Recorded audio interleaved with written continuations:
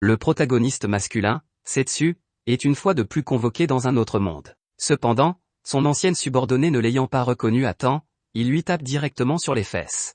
Cette punition familière la choque, et elle se rend vite compte que le garçon est l'ancien héros, suivi d'une adoration à genoux. Bien qu'elle reconnaisse Setsu, elle ne comprend pas pourquoi il a l'air complètement différent. Il s'avère que lorsqu'il a combattu le roi démon la dernière fois, il est inexplicablement retourné dans son monde en conservant tous ses souvenirs et sa force, et est devenu un lycéen ordinaire. Un jour, alors que Setsu discutait avec son camarade de classe Yui, un réseau magique est soudainement apparu dans la salle de classe. Tout le monde fut effrayé de voir cet étrange portail, alors que Setsu savait que l'autre monde l'appelait. Dans un éclair de lumière, Setsu et ses camarades furent envoyés dans un autre monde où ils rencontrèrent soudain des soldats démons. Alors que les démons commençaient à attaquer, tout le monde s'enfuyait à l'exception de Setsu.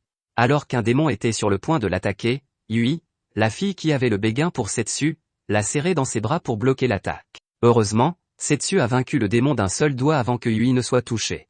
Elle n'avait pas encore compris ce qui s'était passé lorsque Setsu l'a emmené avec d'autres camarades de classe pour s'enfuir. À ce moment-là, les soldats du royaume humain se précipitèrent sur le champ de bataille, bloquant les démons pour les élèves. La commandante du royaume, Elka, arriva alors sur le champ de bataille, ordonnant à tous les élèves de se mettre à l'abri. Ensuite, le roi du royaume a reçu les étudiants.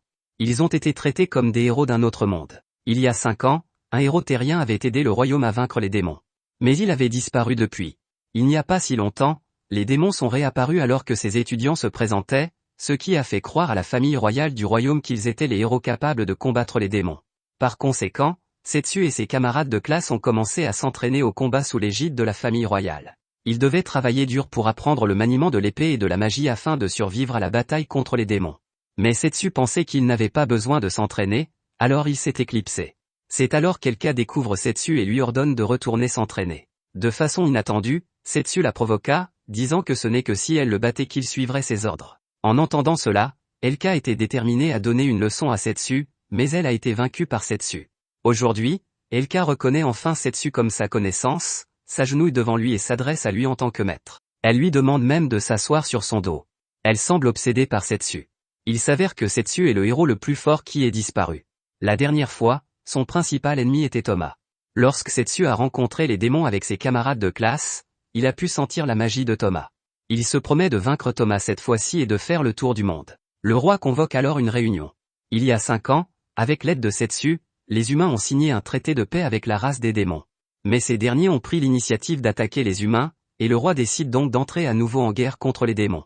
Pour cela, Yui s'est entraînée durement, et elle maîtrise la magie élémentaire. En fait, Setsu ne veut pas que les humains repartent en guerre contre les démons, et il pense que la race des démons ne le veut pas non plus. Tout cela n'est sans doute qu'un complot de Thomas. Setsu demande donc à ses anciens coéquipiers de l'aider à retarder la guerre pendant qu'il ira enquêter et l'arrêter de son côté. Mais avant cela, Setsu doit d'abord récupérer son ancienne arme. Il se faufile donc dans le palais avec ses coéquipiers. Ils assomment les gardes et parviennent à s'emparer de l'arme de Setsu, une énorme épée. Le même jour, Setsu dit au revoir à ses coéquipiers. C'est alors que Yui se présente soudainement à la porte pour Setsu. Elle pense qu'il est dangereux pour Setsu de partir seul et veut l'accompagner. Setsu ne peut que révéler à Yui qu'il s'agit de sa deuxième visite dans ce monde. Il promet à Yui que lorsqu'elle sera plus forte, il l'emmènera à l'aventure. Setsu quitte alors le royaume et s'embarque seul dans un périlleux voyage. Il y a de nombreuses années, un célèbre artisan bijoutier vivait avec sa petite fille, Ruri. Il fabriquait des bijoux de grande qualité, mais il était excentrique car il était réticent à vendre son travail à des gens qui ne pouvaient pas en comprendre la valeur réelle. Un jour, un jeune aventurier voulut acheter des bijoux, mais l'artisan pensa que l'aventurier était trop jeune et ignorant, et refusa de les lui vendre. Ce n'est que lorsque l'aventurier apporta beaucoup d'argent que l'artisan accepta le marché. Plus tard, l'artisan mourut et sa petite fille, Ruri, après avoir assisté aux funérailles, décida d'accomplir la dernière volonté de son grand-père. Elle part avec de nombreux bagages. Cependant, elle rencontre bientôt un sanglier géant alors qu'elle conduit une calèche à travers la forêt. Alors que Ruri est sur le point d'être dévoré, Setsu arrive, vainc le monstre et la libère. Il s'avère que Setsu était en route pour le continent des démons et qu'il a rencontré Ruri attaqué par le monstre. Il rappelle alors à Ruri qu'il est dangereux pour elle de voyager seule, ce que Ruri accepte, mais elle n'a pas pu trouver de garde du corps digne de ce nom. Elle propose donc d'engager Setsu, qui la rejette car il a des affaires plus importantes. Mais il accepte de l'escorter jusqu'à la prochaine ville. Setsu demande à Ruri de se débarrasser de ses bagages et de ne laisser que les objets les plus importants. Ruri ne prend donc qu'un seul sac, qui contient la dernière œuvre précieuse de son grand-père. Peu après leur arrivée dans une ville portuaire prospère, Setsu s'est rendu dans cette ville il y a 5 ans, qui était relativement peu développée à l'époque. Ce n'est que lorsque les humains et les démons ont signé un traité de paix qu'elle a commencé à prospérer en tant que ville la plus proche du continent démoniaque. La destination de Ruri s'avère être le continent démoniaque. Mais personne n'est prêt à l'y escorter car la guerre entre humains et démons peut éclater à tout moment. Setsu tente également de la persuader de renoncer à son projet, car il est trop dangereux de se rendre sur le continent des démons. Cependant, Ruri s'entête et demande sans cesse au capitaine de l'envoyer là-bas, mais tous la rejettent. Pire encore, elle rencontre plusieurs chevaliers cupides qui malmènent souvent les citoyens locaux, sans parler d'une jeune femme d'affaires comme Ruri. Ils utilisent les contrôles de sécurité comme excuse pour exiger l'inspection du visa et des bagages de Ruri. Le visa de Ruri ne pose aucun problème, mais Ruri ne veut pas leur donner son sac, car elle sait que les chevaliers ne manqueront pas de le leur arracher dès qu'ils en trouveront la valeur. Voyant que Ruri refuse de donner son sac, ils savent qu'il doit y avoir des objets de valeur à l'intérieur, et ils essaient donc de s'en emparer. C'est alors que Setsu arrive et les arrête. En général, les chevaliers doivent avoir un permis pour vérifier les sacs des citoyens, alors Setsu leur demande de montrer leur permis, que ces chevaliers n'ont pas. De plus en plus de gens se rassemblent pour voir ce qui se passe, et les chevaliers n'osent pas se battre avec Setsu, sous peine d'être punis pour avoir provoqué des émeutes. En fin de compte, ils ne peuvent que partir en colère. Pour montrer sa gratitude à Setsu, Ruri l'invitait à dîner. Ruri est un peu surprise car Setsu, en tant qu'aventurier, connaît mieux qu'elle les lois du royaume. Setsu explique que c'est l'un de ses anciens amis qui le lui a dit. Comme Ruri n'a trouvé personne pour l'envoyer sur le continent des démons, elle décide d'acheter un bateau des deux mains pour accomplir cette tâche importante. Setsu est touché par la détermination de Ruri, et comme il se rend lui aussi sur le continent démon, il propose d'emmener Ruri avec lui. Ruri est ravi d'entendre cela.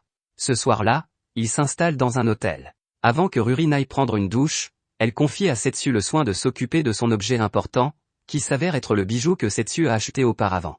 Ruri explique à Setsu qu'il s'agit du meilleur travail de son grand-père. Pour une raison quelconque, il a été remis à son grand-père pour être réparé après la vente, mais son grand-père est décédé juste après l'avoir réparé, et elle doit donc rendre le bijou à son propriétaire, ce qui est également la dernière volonté de son grand-père. Alors que Ruri est sous la douche, Setsu vérifie les bijoux. Il l'a donné à une fille démon, et s'il a été endommagé, la fille démon a probablement été blessée elle aussi. Setsu est inquiet. Cette nuit-là, les chevaliers qu'ils ont rencontrés dans la journée viennent à l'hôtel, essayant de donner une leçon à Setsu et de piller le sac de Ruri sous le prétexte de vérifier les chambres de l'hôtel. Setsu le sent à l'avance et s'enfuit avec Ruri. Les chevaliers se lancent à la poursuite de Setsu, qui ne veut pas les tuer et qui, au lieu de riposter, continue de courir. Lorsqu'ils arrivent au bord du mur de la ville, où il n'y a pas d'issue, les chevaliers pensent que Setsu doit se rendre à eux maintenant. À leur grande surprise, Setsu saute directement du mur avec Ruri, et le monstre légendaire Léviathan émerge de la mer et les attrape, les emmenant sur le continent des démons. Déconcertés et surpris, les soldats ne peuvent que considérer tout cela comme une illusion. Il s'avère que dans sa vie antérieure, Setsu s'est lié d'amitié avec Léviathan, et avec l'aide de ce dernier, Ruri et lui arrivent bientôt sur le continent des démons, où ils vont rencontrer de nouveaux défis. Dès leur arrivée, un énorme monstre pieuvre fait son apparition, les obligeant à se battre. Setsu sait que Léviathan ne perdra pas face à lui, alors il se contente d'assister au combat en tant que spectateur. Comme prévu, Léviathan gagne rapidement la bataille et se transforme en humain, demandant pourquoi Setsu ne l'a pas aidé. Se sentant un peu coupable, Setsu prépare des anneaux de calmar frit avec l'un des tentacules du monstre pieuvre, en espérant que Léviathan lui pardonnera après l'avoir mangé. Léviathan aime Lanka et pardonne donc à Setsu. Elle est ensuite surprise d'apprendre que Ruri est venu rendre le bijou à son propriétaire, qui s'avère être la seigneur des démons. Ruri n'était pas au courant, et elle se sent maintenant choquée et un peu effrayée. Lorsque Ruri et Setsu se mettent en route, Léviathan veut retourner à l'océan, tandis que Setsu l'invitait à voyager avec lui. Elle réfléchit un moment et accepte l'invitation. À ce moment-là, plusieurs enfants démons arrivent. Setsu partage les anneaux de calmar frit avec eux, qui les mange avec plaisir et demande ensuite à Setsu s'il peut aider à transporter la pieuvre jusqu'à leur village. Setsu accède à leur demande. L'activité principale du village des enfants était la pêche. Depuis peu, à cause de l'apparition du monstre pieuvre, les villageois ne peuvent plus pêcher et la famine semble approcher. Aussi, lorsque Setsu leur apporte le corps de la pieuvre, ils sont très heureux et reconnaissants. Ce soir-là, les villageois organisent une grande fête pour l'arrivée de Setsu et de Léviathan. Alors qu'ils savourent les plats préparés par Setsu, un général démon arrive. Il s'avère que lorsqu'il a vu la fumée et le feu, il a pensé que les humains avaient commencé à attaquer, et il s'est donc précipité pour se défendre contre l'agression. Pendant ce temps, Ruri et Léviathan discutent, et Léviathan mentionne le passé de Setsu. Il y a de nombreuses années, elle et Setsu ont vécu une aventure ensemble, ce qui les a amenés à devenir des amis proches. Elle révèle également à Ruri que Setsu est un héros légendaire. À l'expression de Léviathan, Ruri comprend qu'elle est tombée amoureuse de Setsu. C'est alors que le général démon interrompt leur conversation en s'introduisant dans le village, pour découvrir que le village n'est pas attaqué mais qu'il organise une fête. Après la fête, le général démon s'excuse auprès de Leviathan et de Setsu, tout en leur demandant de l'aide. Il s'avère que la seigneur démon sera bientôt contraint d'épouser une marchande humaine. Il y a un mois, les humains ont envoyé des soldats attaquer le continent démoniaque, et bien que les démons aient fini par vaincre ces soldats humains, la seigneur démoniaque ne voulait pas entrer en guerre avec les humains. Le marchand a donc proposé d'user de son influence pour arrêter la guerre, à condition que la seigneur des démons l'épouse. Setsu est surpris car il ne s'attendait pas à ce qu'un marchand humain soit aussi influent, jusqu'à ce qu'il apprenne que le marchand est l'homme le plus riche de l'humanité. Pire encore, le marchand est très pervers. Il ne veut pas vraiment épouser la seigneur démon, mais il a l'intention de faire d'elle son esclave et d'assouvir ses désirs pervers. Setsu est tellement en colère qu'il se jure de saboter le plan du marchand et de protéger la seigneur des démons. Setsu et Leviathan partent donc cette nuit-là sans Ruri, trop lente. Le mariage est sur le point de commencer, ils doivent donc se précipiter au château du seigneur démon le plus vite possible. Sur le chemin du château, ils rencontrent de nombreux monstres, qui ne représentent bien sûr aucune menace pour eux. Après avoir vaincu les monstres, Setsu commence à analyser les événements récents. Les humains et les démons ont été attaqués les uns par les autres, et chacun pense que c'est l'autre qui veut déclencher une guerre. Apparemment, un tiers a manipulé un groupe de soldats pour déclencher une guerre entre humains et démons. Ajouté au fait que le marchand pourrait tirer beaucoup d'avantages de cette guerre, il est très méfiant. Setsu décide d'enquêter sur cette conspiration après avoir saboté le mariage. Setsu et Leviathan atteignent bientôt le château du seigneur démon. Il y a de nombreuses années, le château était un lieu interdit aux humains, car les démons et les humains étaient toujours en guerre, et cette guerre n'a pris fin qu'avec l'apparition d'un héros humain. Après la guerre, le héros a offert un bijou au seigneur des démons, qui y tenait beaucoup car elle était tombée amoureuse du héros, qui s'est avéré être l'ancienne vie de Setsu. Depuis qu'il est revenu sur Terre, la seigneur des démons ne l'a jamais revu, ce qui l'a plongé dans un profond chagrin. Quoi qu'il en soit, la trêve a permis au royaume de connaître la paix et la prospérité, et la seigneur des démons en a été très satisfait. Peu de temps après, la seigneurie démoniaque découvrit que les bijoux s'étaient soudainement fissurés. Elle demanda donc à son général le plus fidèle de se rendre dans le royaume des humains pour trouver des artisans capables de le réparer. Cet artisan était le grand-père de Ruri. Avant qu'elle n'ait pu faire réparer le bijou, des soldats humains attaquèrent le continent démoniaque, ce qui choqua et rendit furieux la seigneur des démons. Mais au lieu de déclarer la guerre aux humains, elle resta calme car elle était consciente qu'une autre guerre entraînerait des pertes terribles pour les deux camps. Au moment où la seigneur des démons était troublée, le plus riche marchand de l'humanité lui rendit soudain visite. Le marchand propose d'épouser la seigneur démon et promet d'user de son influence pour empêcher le déclenchement de la guerre. Mais le marchand est un véritable pervers. Son intention réelle était de faire du seigneur démon un esclave pour satisfaire ses désirs pervers. Il a sorti un collier au lieu d'une alliance, demandant au seigneur des démons de le mettre pour qu'elle soit contrôlée par le collier maudit et qu'elle obéisse à tout ce qu'il lui ordonne. Tous les ministres démons n'étaient pas d'accord avec ce mariage, préférant partir en guerre contre les humains. Mais pour maintenir la paix, la seigneur des démons n'avait pas d'autre choix. Finalement, elle décida de sacrifier son bonheur pour sauver le royaume tout entier. Lorsque le général démon l'apprit, il tenta de convaincre la seigneur démon de ne pas agir de la sorte. Tous les soldats démons étaient prêts à partir en guerre pour le bien du seigneur démon. Mais elle pensait que c'était la raison pour laquelle elle devait épouser le marchand. Elle ne pouvait pas supporter que ses compagnons soient à nouveau tués ou blessés à la guerre. De plus, la coexistence pacifique de la race démoniaque avec les humains peut être considérée comme l'héritage laissé par le héros qu'elle aime profondément, elle ne voulait donc pas détruire la paix. Il semble que la seigneur démon ait pris sa décision, mais lorsqu'elle s'est retrouvée seule, elle n'a pu s'empêcher de pleurer de tristesse. Apprenant que la seigneur démon avait accepté de l'épouser, le marchand en fit immédiatement part à un mystérieux magicien dont le maître s'avéra être celui qui envoyait des soldats attaquer les humains et les démons. Le magicien expliqua au marchand que la guerre ne s'arrêterait pas car son maître avait d'autres projets à réaliser. Le jour de la cérémonie de mariage, la seigneur démon porte une robe de mariée blanche. C'est censé être un moment heureux, mais elle a l'air très triste. Au moment d'échanger les anneaux, le marchand sort le collier d'esclave, essayant de le mettre sur la seigneur démon en public. Elle deviendra alors l'esclave du marchand et devra obéir à ses ordres sans condition. À ce moment critique, Setsu brise la fenêtre, se précipite sur les lieux du mariage et arrête le marchand. Voyant cela, les hommes du magicien commencent à attaquer Setsu, mais Leviathan contre-attaque immédiatement et les bête tous. Le magicien utilise ensuite un sort pour attaquer Leviathan, qui est doué pour se battre dans l'eau et qui est très affaibli sur terre. Elle est donc vaincue par le magicien. Heureusement, Setsu se précipite pour attaquer le magicien et protéger Leviathan. Le magicien est également très fort, et bien qu'il ne puisse pas vaincre Setsu, il trouve tout de même une occasion de s'échapper. Alors que le magicien s'échappe, la seigneur démon serre Setsu dans ses bras. Bien que le Setsu d'aujourd'hui ait l'air différent de celui d'avant, elle l'a reconnu instantanément. Setsu est également heureux de retrouver la seigneur démon, mais il ne peut pas rester trop longtemps sur le continent démon car il a senti que la magie utilisée par le magicien était très proche de celle de Thomas, ce qui montre que le magicien doit être le subordonné de Thomas. Setsu a l'intention de se rendre au royaume des bêtes pour avertir le roi des hommes bêtes de se méfier du complot de Thomas. Avant qu'il ne parte, Ruri arrive. Elle donne le bijou à Setsu et lui demande de le remettre au seigneur des démons. Lorsqu'il le présente à nouveau au seigneur des démons, elle est très touchée.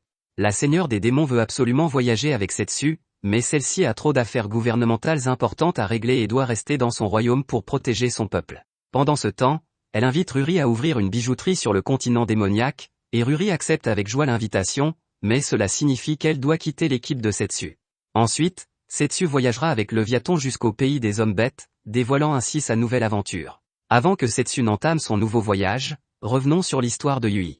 Yui a rencontré Setsu pour la première fois il y a 10 ans, alors qu'il venait d'emménager dans son quartier. À l'époque, c'était un enfant de 6 ans doté d'une puissante âme de héros. Même s'il était réticent à jouer avec Yui, il s'était toujours occupé d'elle comme un grand frère. C'est ainsi que Yui est progressivement tombée amoureuse de ce garçon doux et sage. L'intelligence de Setsu dépasse de loin celle de ses camarades, et ses notes sont excellentes. Mais Yui n'était qu'une élève moyenne de la classe, incapable d'entrer dans le même lycée que Setsu. Yui était très perturbé par cette situation. Apprenant cela, Setsu lui a proposé de l'aider à étudier, et Yui a finalement été admise dans le meilleur lycée.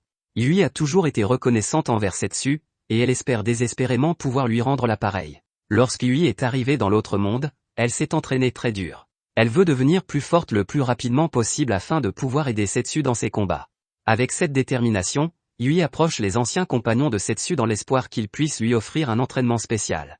Les compagnons de Setsu voient à quel point Yui est déterminé et acceptent sa demande, prêt à l'entraîner durement. Yui est douée pour la magie, et elle est déjà la plus forte de ses camarades de classe, à part Setsu. Mais Elka s'aperçoit que Yui a encore une grande faiblesse. En effet, elle n'est pas prête à tuer son adversaire. Lors de son combat contre le monstre, Yui l'a manifestement vaincu mais ne veut pas lui donner le coup fatal. Elka explique à Yui que la guerre est brutale et qu'elle doit être déterminée à tuer ses ennemis pour survivre sur le champ de bataille. Mais Yui n'est pas d'accord et insiste sur le fait que tous les ennemis ne doivent pas être tués. C'est alors qu'un autre partenaire de Setsu éclaire Yui. Il lui dit que chacun a ses propres règles, et que si Yui pense qu'il est mal de tuer, elle peut s'en tenir à son principe. Mais en même temps, elle doit devenir plus forte car il est plus difficile de gagner sans tuer dans les batailles. En l'écoutant, Yui prend rapidement sa décision. Elle commence à s'entraîner plus durement pour devenir plus forte. Son intention n'est pas de tuer, mais de gagner sans massacrer. Elle veut être assez forte et mieux maîtriser le pouvoir de la magie pour pouvoir vaincre ses ennemis tout en les gardant en vie. Elka approuve les règles de Yui, et elle pense que Yui est semblable à Setsu, puissante et gentille. Un jour, elle deviendra une héroïne forte comme Setsu. Setsu et Leviathan ont quitté le continent démoniaque pour le royaume des hommes bêtes. Pendant le voyage, Leviathan a grignoté et semble très paresseux. Setsu pense que Leviathan est trop détendu et l'avertit qu'il reste encore beaucoup de chemin à parcourir et qu'ils doivent être vigilants. Mais Leviathan lui demande de se détendre, car elle pense qu'ils ne rencontreront pas d'ennemis. C'est alors que le carrosse s'arrête brusquement. Il s'avère que 2 filles démons veulent également monter dans la calèche. Lorsque Setsu aperçoit l'une d'entre elles, il est surpris de découvrir qu'il s'agit de son ancienne élève, Alizé. Setsu a appris à Alizé à se battre dans sa vie précédente, et ils étaient très proches à l'époque. L'autre fille est Amel, une amie d'Alizé. Après que Setsu ait révélé qu'il avait été rappelé, Alizé comprend enfin pourquoi Setsu est différent. Il invite alors Alizé à l'accompagner au royaume des hommes bêtes, mais elle est rejetée. En effet, elle a encore une tâche à accomplir. Aujourd'hui, Alizé est une aventurière et elle accepte souvent des missions dangereuses. Il n'y a pas longtemps, elle a reçu la mission de chasser un dragon dans un village où elle a rencontré Amel. Le village était souvent attaqué par le dragon, et à chaque attaque, quelqu'un disparaissait. Les villageois ont donc engagé Alizé pour chasser le dragon. Pendant ce temps, Alizé a vécu avec Amel, une orpheline adoptée par un homme de ce village il y a 2 ans. Cependant, l'homme a disparu après l'attaque d'un dragon. La maison d'Amel disposait donc d'une chambre libre, et Alizé a éprouvé une grande sympathie en apprenant ce qui était arrivé à Amel. Elles sont devenues de bonnes amies au fur et à mesure qu'elles s'entendaient. Alizé explique à Setsu que la mission ne consistait pas seulement à chasser le dragon. Habituellement, lorsque des humains sont la proie de dragons, du sang ou d'autres indices sont laissés sur les lieux. Or, il n'y avait rien lorsque les habitants du village ont disparu. Plus étrange encore, lorsqu'Alizé réussit à vaincre le dragon à l'extérieur du village et qu'elle revint, elle trouva le village entier vide. Tous les villageois ont disparu, à l'exception d'Amel. Alizé essaie donc de retrouver les villageois disparus, ce qui explique pourquoi elle ne peut pas suivre Setsu au royaume des hommes bêtes. Leviathan suppose qu'il y a peut-être un magicien maléfique dans le village qui a transformé les villageois en zombies. Mais Setsu pense qu'il est peu probable que cela se produise, car il y aurait certainement des traces si les villageois étaient transformés en zombies. Leviathan dit alors qu'une sirène a peut-être séduit les gens et les a poussés à quitter le village, mais Amel rejette cette hypothèse car, avec son excellent odorat, elle l'aurait découvert grâce à l'odeur de poisson que dégagent les monstres de la mer. Alors qu'elle termine ces mots, Amel réalise soudain que cela risque de blesser l'amour-propre de Leviathan et s'empresse d'expliquer que Leviathan n'a pas d'odeur de poisson, bien qu'elle vienne de la mer. Juste à ce moment-là, Setsu émet une autre hypothèse, ce sont des extraterrestres qui ont capturé les villageois. Personne d'autre ne sait ce que sont les extraterrestres, et Setsu le leur explique. Bien sûr, ce n'est qu'une blague. Il ne croit pas vraiment que des extraterrestres puissent être à l'origine de cette disparition. Pour découvrir la vérité, Setsu commence à analyser sérieusement la situation. En général, les dragons ne s'attaquent pas aux humains par faim, car ils préfèrent les animaux sauvages ou domestiques. Mais les dragons sont facilement attirés par la magie, et si quelqu'un utilise de la magie à proximité du dragon, celui-ci commencera à attaquer. Par conséquent, ces villageois n'étaient certainement pas la proie du dragon, et leur disparition était la raison pour laquelle le dragon avait attaqué le village. Quelqu'un a utilisé la magie pour kidnapper les villageois, et cette personne s'avère être Amel. En parlant de sirène, Amel a souligné que Leviathan ne sentait pas le poisson. Mais Leviathan, le monstre le plus puissant, n'est pas différent des démons ordinaires après sa transformation.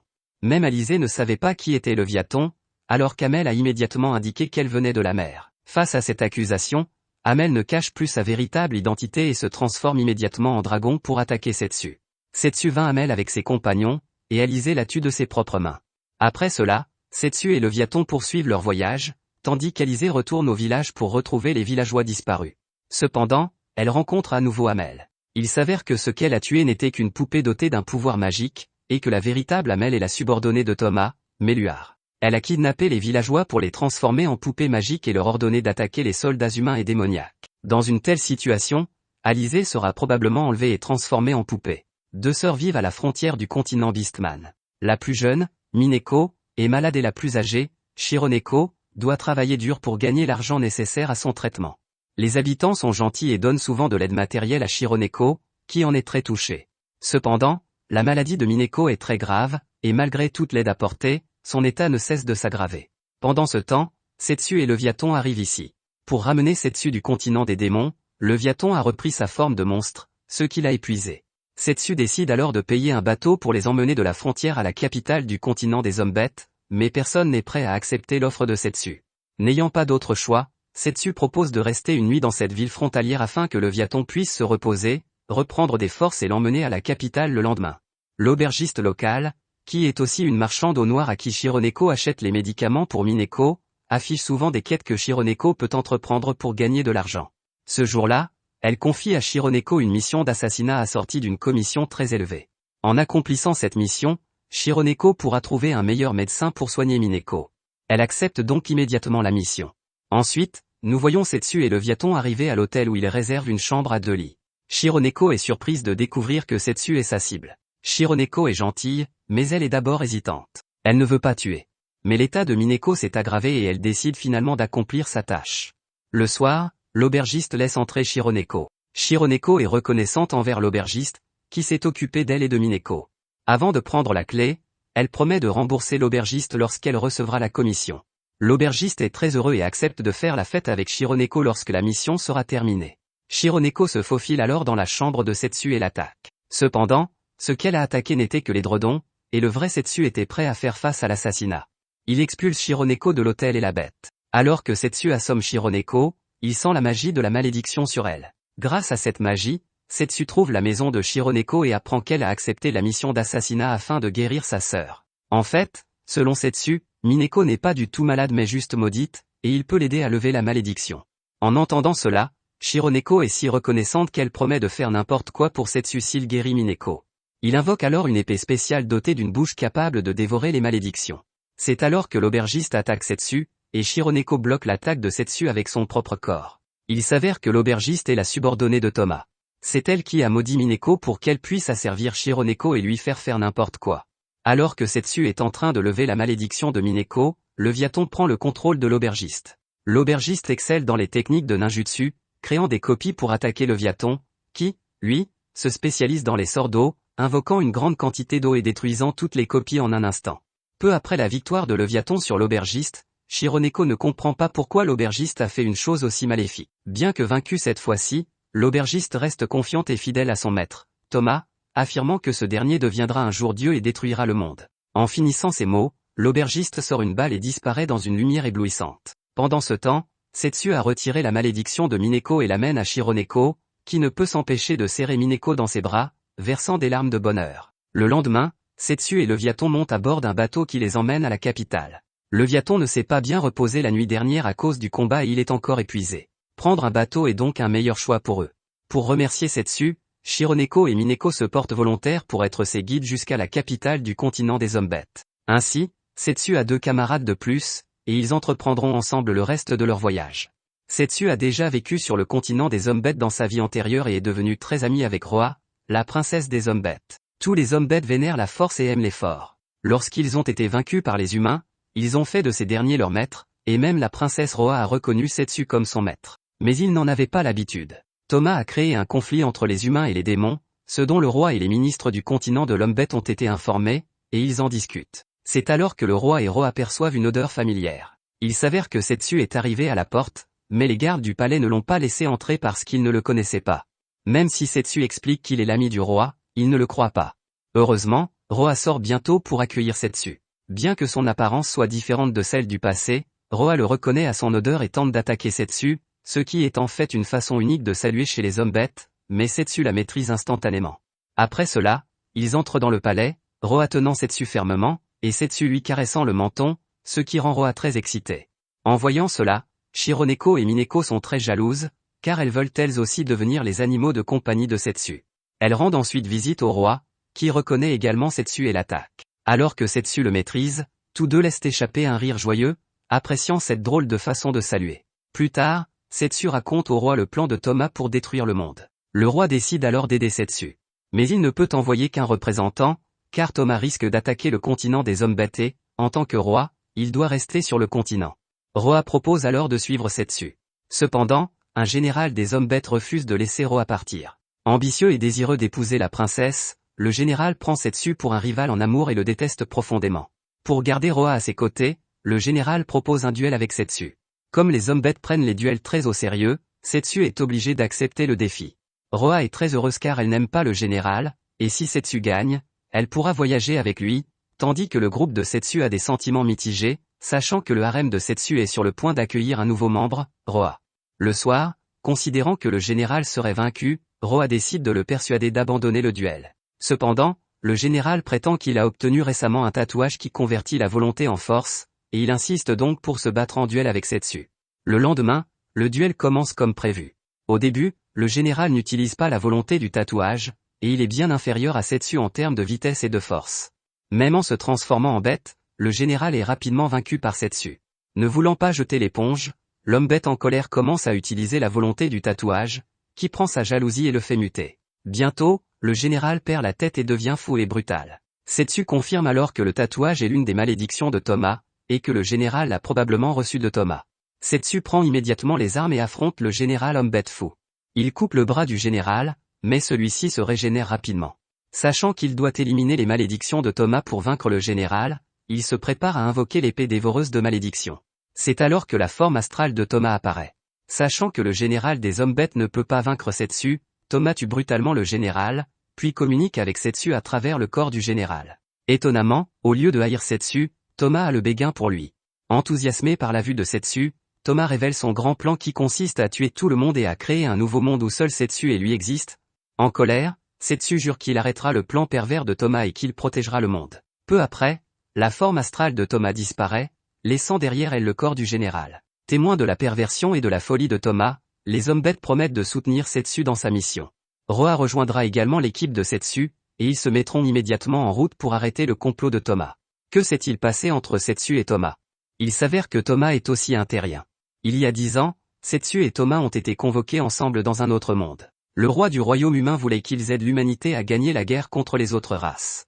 Setsu était courageux et fort, tandis que Thomas était introverti et faible. Par conséquent, Setsu s'est rapidement adapté à la vie dans un autre monde. Il commença à s'entraîner durement en vue de la guerre à venir. Mais Thomas n'était pas du tout à l'aise dans ce monde. Il ne voulait ni se battre ni aller à la guerre. Setsu essaya de lui remonter le moral et ils s'entraînèrent ensemble dans l'espoir d'arrêter la guerre. Ce faisant, ils sont devenus de bons amis. Grâce aux encouragements de Setsu, Toma devint progressivement plus actif. Après une période d'entraînement, la force de Setsu s'était considérablement améliorée. Il voulait quitter le royaume, faire le tour du monde et essayer d'arrêter la guerre. Toma n'était pas assez fort pour combattre l'ennemi à ce moment-là, alors au lieu de partir avec Setsu, il resta dans le royaume pour continuer à s'entraîner. Au moment du départ de Setsu, Toma lui promet de faire de son mieux pour devenir plus fort, et qu'un jour, il sera capable d'aider Setsu à arrêter la guerre. Après cela, Setsu partit avec quelques coéquipiers. Comme il l'avait promis, Toma s'entraîna très dur. Il devint de plus en plus fort et finit par devenir général du royaume. Toma commença à attendre avec impatience de retrouver Setsu, car il était enfin assez fort pour se tenir à ses côtés. Toma pensait qu'une fois Setsu revenu au royaume, ils se battraient ensemble et gagneraient la guerre. Un jour, Toma mena ses soldats dans une bataille féroce. Ils rencontrèrent des soldats démons dans une ancienne ruine, et la bataille fut si brutale que Toma fut le seul à survivre. Au plus profond de l'ancienne ruine se trouvait un collier maudit. Il aperçut la folie cachée dans le cœur de Toma et la poussait à le croire. Le collier promettait d'accorder à Toma le pouvoir le plus puissant pour l'aider à réaliser ses souhaits. Le souhait de Toma était de partir à l'aventure avec Setsu, de se battre ensemble et de revenir sur Terre ensemble. Au début, Toma ne fut pas séduit, pensant qu'avec suffisamment de force, ce souhait pourrait être exaucé, et que sa force était déjà suffisante. Mais c'est alors que la nouvelle tomba sur Toma. Il s'avéra que la guerre était terminée. Les démons, les hommes bêtes et les humains étaient sur le point d'envoyer des représentants pour signer un accord de paix, et la personne qui facilitait cet accord n'était autre que Setsu. Au cours de ses voyages, il a rencontré des partenaires de différentes races et a mis fin à la guerre grâce à eux. Pour Toma, Setsu l'a trahi en agissant de la sorte. Ils se sont mis d'accord pour se battre ensemble, tandis que Setsu a mis fin à la guerre seul. Setsu a gagné beaucoup de partenaires, alors que Toma n'en faisait pas partie. Toma se sentait déçu, jaloux et en colère. Le soir des négociations de paix, tout le monde fêtait l'arrivée de la paix. Mais Toma n'était pas du tout heureux. Il vint voir Setsu, essayant une dernière fois de réaliser son rêve, pour lequel il était prêt à accepter la condition proposée par le collier maléfique. Toma dit à Setsu qu'il savait qu'il existait un moyen de les ramener sur Terre. Cependant, Setsu n'accepta pas l'invitation de Toma. Il venait de mettre fin à la guerre et espérait continuer à explorer ce monde et à profiter de la vie. À ce moment-là, Toma était complètement séduit par le collier maléfique. Il pensait que c'étaient les partenaires de Setsu qui rendaient ce dernier réticent à retourner sur Terre avec lui. Il a donc décidé de tuer tout le monde pour pouvoir revenir sur Terre avec Setsu. Setsu a immédiatement arrêté le fou Toma, et une bataille féroce a éclaté. Le souhait de Toma était de retourner sur Terre avec Setsu, et le collier maléfique l'exauça.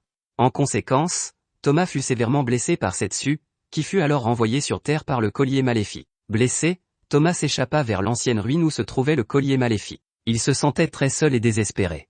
C'est à cette époque qu'il découvrit qu'un autre groupe de personnes était aussi désespéré que lui.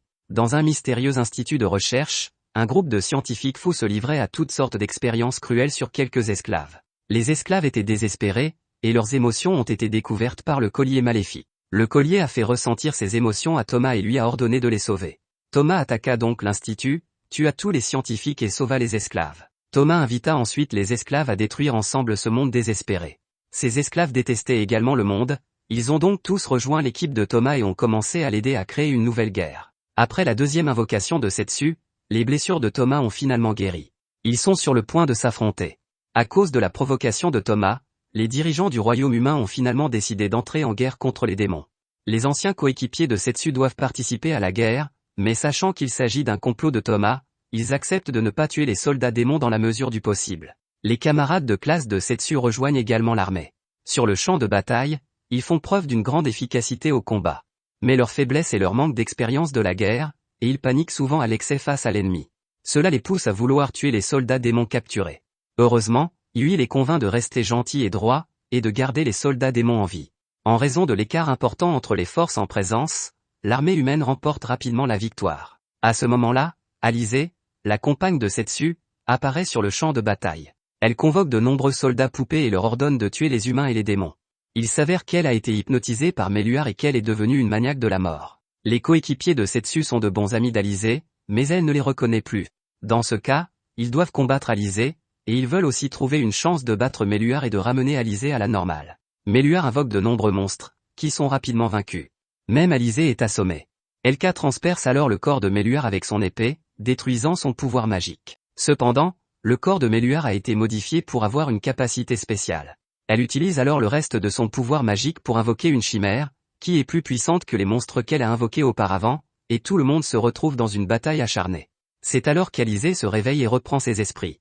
Elle saute soudain sur la chimère et tue Meluar. Après la mort de Meluar, Shimra perd son pouvoir magique et se transforme en pierre. Cette bataille plonge les coéquipiers de Setsu dans un état d'épuisement extrême, et ils luttent pour continuer à se battre. Mais l'autre subordonné de Thomas apparaît avec une cicatrice sur le visage, et il semble être plus fort que Meluar. Seul lui a encore la force de continuer à se battre, et elle prend l'initiative d'affronter l'ennemi seule. La bataille est très dangereuse, et Yui est prête à sacrifier sa vie. C'est à ce moment que Setsu revient enfin du continent des hommes bêtes. Son apparition redonne de l'espoir à tout le monde. Yui est tellement excitée de voir Setsu qu'elle s'avance et le serre fort dans ses bras, offrant à Setsu de s'asseoir sur elle. C'est censé être le fétiche pervers d'Elka, qu'il a d'ailleurs appris à Yui. Au lieu d'accéder à sa demande, Setsu demande à Yui de se retirer à l'arrière parce qu'il doit d'abord combattre les hommes de Thomas. Le plus fort des subordonnés de Thomas est un homme avec une cicatrice sur le visage, et nous l'appellerons Scarman. Setsu se bat avec l'homme à la cicatrice, tandis que ses compagnons s'occupent des autres subordonnés de Thomas. Parmi les subordonnés de Thomas se trouve une fille bête nommée Kuroinu. Elle a déjà trompé Shironeko et Mineko, et cette fois, elles seront rivales. Kuroinu est un assassin très puissant et impitoyable qui excelle à tuer rapidement ses adversaires avec son lancer de ninja.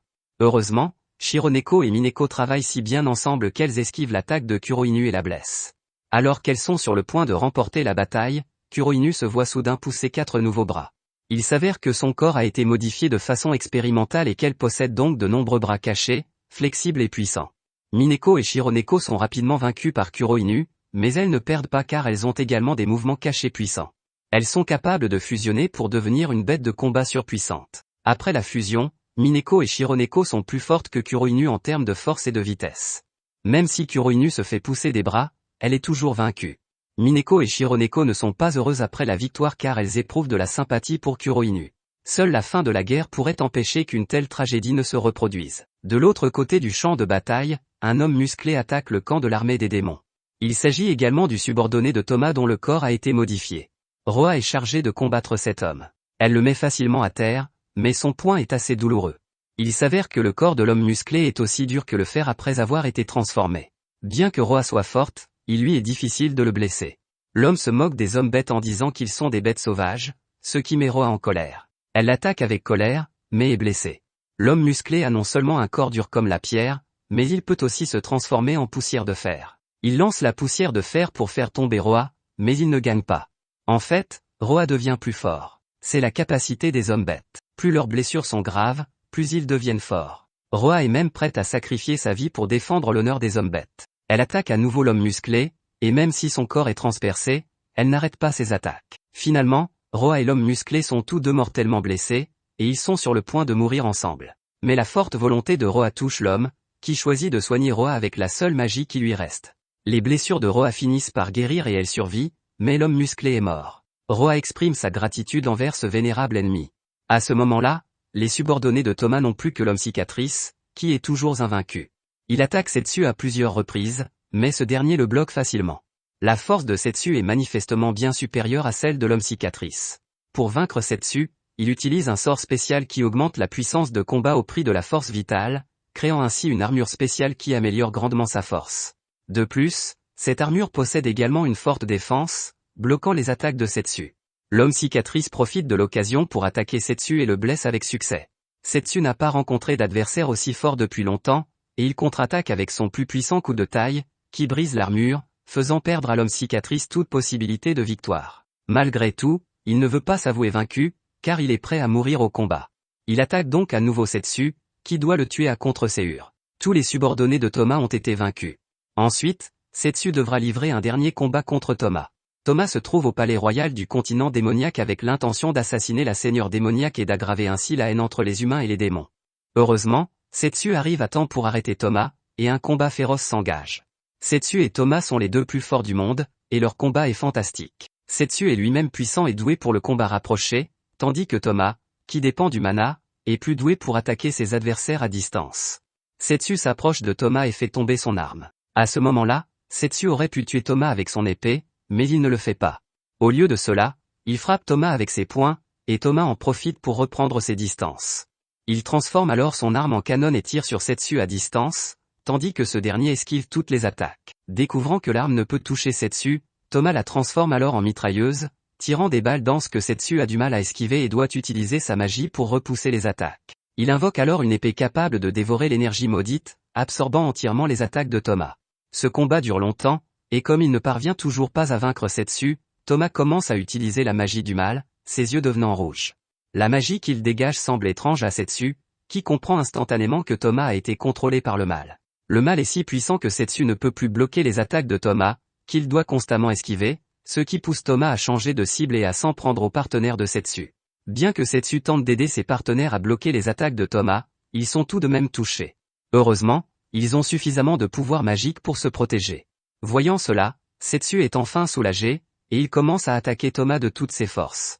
Lorsque Setsu s'approche de Toma, il brise son arme et le blesse grièvement. Toma tombe des airs, blessé, mais le mal guérit les blessures de Toma et le rend encore plus fou. Toma invoque une arme plus puissante, et cette fois-ci, son attaque blesse Setsu. Setsu tombe alors au sol. Toma pense avoir gagné et semble très heureux. Mais Setsu n'abandonne pas, il emprisonne Toma avec ses pouvoirs magiques, puis vainc complètement le mal avec son coup le plus fort. Alors que le mal disparaît, Toma retrouve enfin sa vraie nature, mais il a commis trop de crimes. Au lieu de tuer Toma, Setsu décide de lui pardonner. À ce moment-là, Toma se sent coupable et touché. Après cela, Toma est emprisonné.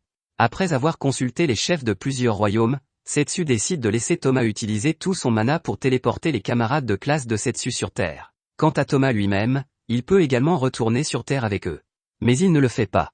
Après la téléportation, Toma entreprend un voyage seul, dans l'espoir d'aider le plus grand nombre de personnes possible pour expier les péchés qu'il a commis. Setsu et Yui ont également choisi de rester dans ce monde où ils peuvent profiter d'une vie de loisirs sans avoir la lourde responsabilité de sauver le monde. Setsu et Yui rendent visite à leurs anciens amis.